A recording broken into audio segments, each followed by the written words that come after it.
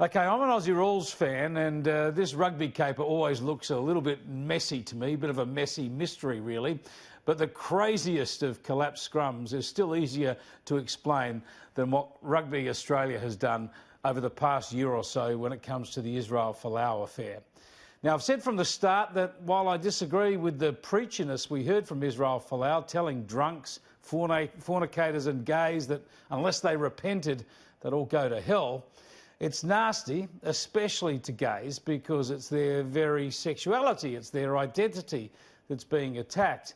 But it's hardly vilification. It's a preachy expression of fairly widespread religious beliefs about what Folau and others see as a sin, and their belief that in repenting and if they obey their God's rules, instead of going to hell, people can go to heaven. So when Israel Folau tweeted this stuff, why didn't they just ignore it or scoff at it?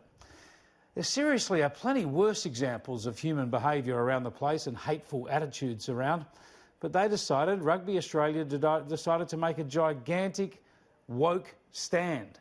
It's been painful to watch. They've wrecked rugby's reputation and destroyed Folau's career. Instead of admitting error early on, apologising and moving on, they doubled down a number of times. They've increased the harm and the damage to their game, I think. Now they've rolled over and apologised. They've paid Folau an undisclosed amount, but from media reports it's probably somewhere between $4 million and $8 million. He too has apologised again for any harm caused. So let's tally all this up then. No good has come out of this for anyone. No one person has benefited, except perhaps a couple of highly paid lawyers. The sport of rugby has been hidden for more than a year by a ridiculous and acrimonious controversy around its fringes. Rugby Australia has kissed goodbye to its best player, doing without him in a World Cup year, no less.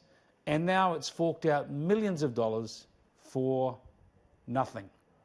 What a train wreck.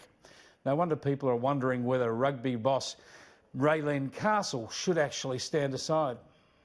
We, at every stage, looked to try and defend the position of Rugby Australia and ensure that the very, very key value of inclusiveness stood up. That's what we did, that's what we continue to do, and we continue to make Rugby Australia and rugby a sport that everyone can be welcome in this country. She's pretending this is a win-win situation, but compare her demeanour to the Folau's.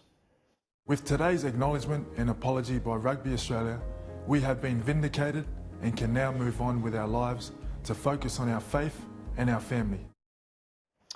Yep, Folau has won this. Good on him. I hope he stops with his preachy ways, but in the end, that's up to him. For the good of his sport, I hope he plays again. He's a terrific athlete. But all up, the big winner here, the big winners, I suppose, rather than one of them, are the other football codes, like my beloved Aussie Rules.